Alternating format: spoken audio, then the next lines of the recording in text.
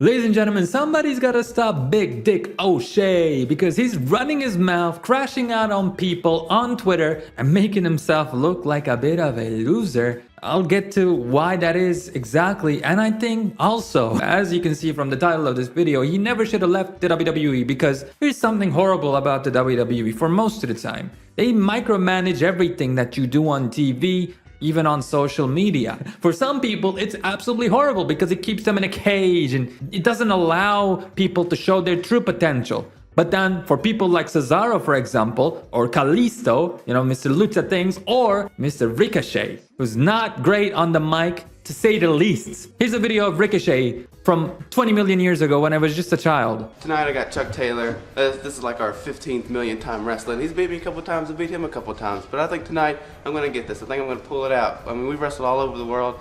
And our first time here, it was alright, but this time it's going to make a difference. I'm going to make a change. Now you can't lie to me and say that he doesn't have the exact same mic skills from 20 years ago. Like, the brother still talks the same. He's still bothered. He still seems like he's on the verge of crying. And he's been in the WWE for how many years now? You might want to just go in front of the mirror and BS yourself, fake it till you make it. I guess some people just don't have it when it comes to the mic work. And that's why almost for 10 years, I always said when people compared Ricochet and Will Ospreay, especially after their 2016 Best of the Super Juniors match, I told people that Will Ospreay is way better because they're both great in the ring. Maybe you can call them equals there, but Will Ospreay just destroys Ricochet when it comes to mic work. It's more obvious than ever now. I mean, look at what Will Ospreay is doing both in and outside of the ring, while Ricochet is the exact same. That's a big problem we're gonna get to. But my point is, WWE was micromanaging everything, so Ricochet couldn't show his worst sides to the people. But now, since he's in AEW, and it's a kindergarten there, a lot less rules, I'm sure in 5 to 10 years, if the company still exists, there's gonna be way more rules, more checks and balances in place so stuff like this don't happen. But this is a bad look, Ricochet. Fellas, check this out. Look, and countdown till it's completely irrelevant, 2 months. And this is how we responded to this random person, Paul Bucher, with 110 followers. My man got 34 followers and wants to talk about irrelevant. And yeah, now he has more than 100. So thank you for that, Ricochet. This is the same guy who was about to cry when Drew McIntyre told him to stop talking in the middle of the ring at a WWE show. He couldn't come back to that. He literally was about to cry. This is the same guy when someone called him bald on live stream. Why you bald? Why you asking a dumb question like that? Why you bald? Why you ugly? I get it. As a wrestler, you're supposed to speak. And if you can't, that's bad. But at least hide that, show your strengths instead. But that's not what Ricochet is doing. He's not hiding anything. As you can see, he's trying to roast people who don't have any followers, as to his point, That just makes him look very desperate, a little sad. And it obviously shows that comments like this get to him, man. He's bothered about this. And again, what are you doing? What are you doing? And Scott T, I think, has a very good comment here. You think followers make you relevant in life? That's a effed up point of view. Exactly. It's like, even if this guy has no followers, it doesn't factually affect what he's saying, right? If he's right with 10 followers, he's gonna be right with 10 million followers. Again, he's trying to cope here with this response. Like, this is something that was said on social media. We're on social media, so relevancy, man. Bro, you're like Seth Rollins from back in the day when he went up against Will Ospreay. Actually, that was a legendary Twitter feud. Seth Rollins lost that, especially when he brought up the money and brought up stuff like this. Here's another ridiculous tweet I saw. I think this one should be it right here. So the post was deleted, actually. We don't even see the original post. But I guess it was a fan saying that, oh, I love Ricochet, but now that he's gone to AEW, I'm sad that I'm not going to be able to watch him anymore. And then Ricochet just crashed out here. 619 likes, by the way. Cool. I'm conflicted with this. So, if you love watching me, then why won't you watch me at AEW? Just so you can say I'm not watching that. Serious question. So this man is triggered because a fan just prefers to watch WWE instead. Or maybe, she watches WWE, New Japan, and Noah, and 20 other different promotions, but doesn't prefer to watch AEW. Like a lot of not wrestlers, but a lot of wrestling fans say this all the time. Like, oh, I love this wrestler, but now that he's gone to the WWE, I'll never be able to watch him again. That's so sad. Is it fine then? It is, actually. It is 100% fine, Same goes for AEW.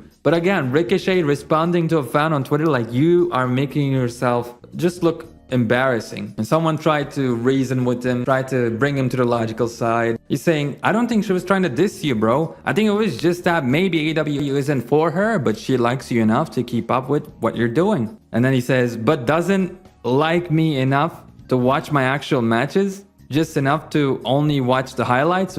Like what? It's like donations shaming somebody. Oh, you gave us $10 instead of $100, you know, like, oh, you watch my matches, only the highlights? Wow, you're such a bitch. You're not a real...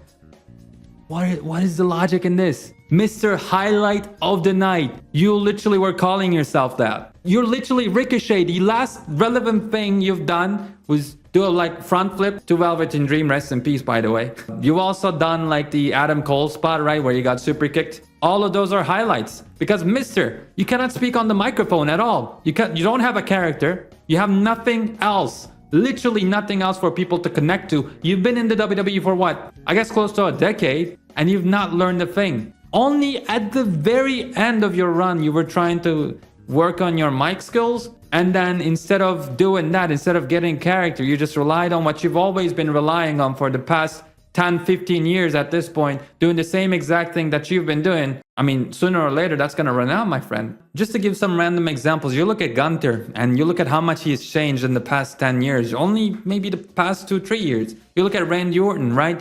He's still legendary, he's still amazing, but you look at what he's doing and he's always kind of saying the same, but always giving us something different that we can care about. You look at Sami Zayn, let's go over to the AEW side. You look at MJF, even Daniel Garcia, which I know not a lot of people like, but he's changing as well. He's doing something new. Perhaps your biggest rival, Will Ospreay. I mean, he bulked up, he changed up his style a little bit. He has new finishers, you know, a bit more evolved look. He was always pretty good on the microphone, but especially when he came to AEW, he showcased that in a larger scale. He's not the same man that he was 5 years ago, but when I look at Ricochet, I don't see any difference from that Ricochet or the Ricochet of, let's say, Battle of Los Angeles 2016 or whatever. So yeah, like I said, the things he's been saying and doing on Twitter is kind of quite sad, really. You should be focusing on your career, your promos, especially your promos, your character work. Your matches are fine. I mean, you're gonna do some flippy stuff that everybody else in AEW does. By the way, we have the same guy as you, right? The same version of you that can speak in addition. So why do we need you, Ricochet? I mean, AEW themselves is saying this as well. Because let's go back to his debut one more time. All in. He comes in there, does a couple of highlight reel stuff. But again, nobody's really talking about it. They never really talked about anything he did in the match either. Just his debut moment where his music hit and he came out. That was the only thing that was talked about. Because again, everybody else is flipping in AEW. That doesn't make you special anymore. You actually kind of ruined a bit of your advantage. WWE has a lot of athletic guys as well, but you were definitely in a league of your own there. So now that specialty is gone. How are you going to carry yourself to the top? I don't know, because what happened in that match that you debuted in is you did a couple of spots and then you completely disappeared. Ricochet debuted and didn't even win his debut match. It was Christian out of nowhere with no reason, rhyme, no momentum whatsoever. He just won that World Heavyweight Championship shot and you didn't. You just were in your debut match for 10 seconds. It felt like, you know, RVD back in the day when he returned to the WWE in 2009. I think it was just like a one-off appearance in a Royal Rumble. He came in there, did a couple of spots, and then he disappeared completely. And that's fine. He was a legend, you know. He was just giving us a fun moment. But this is supposed to be your debut of your, you know, brand new page of your career in AEW. And this is how they start you. What's gonna happen 1 month later? Brother, what's gonna happen? They gave you a match with Kyle Fletcher,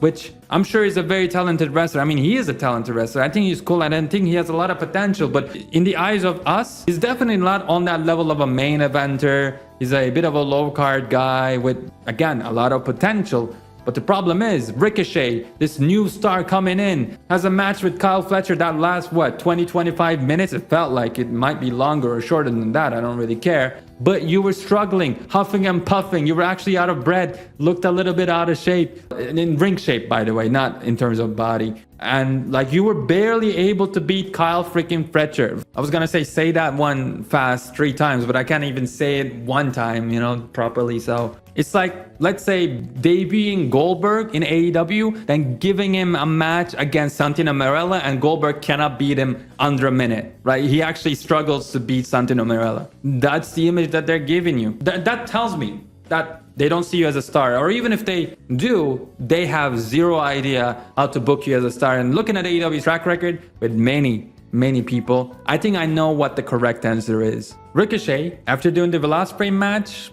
good luck, man. That's all I'm saying. And here's the problem with the Velospray match as well. We've already seen that. We've moved past that. We've evolved past that. At least many wrestling companies did, including sometimes AEW as well, when Christian is having a match, when MJF is having a match, when CM Punk used to wrestle there. He had pretty good matches, I think.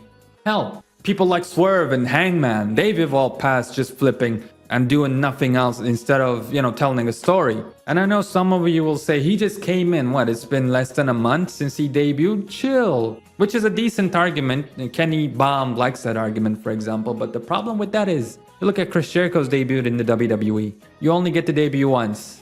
Why not show up as a star? Again, the man debuted and the focus wasn't even on him in his debut match. Not only did he not win his match, he was not even there at the end. He completely disappeared as if he never came, like as if it was just an illusion, a hallucination. And like I said in the beginning of the video, he doesn't get micromanaged anymore, so he's gonna keep on saying some more stupid stuff like this, and he's gonna keep on digging the hole. So I think that proves my case for when I say Ricochet, you really shouldn't have left the WWE. But hey, that's just me.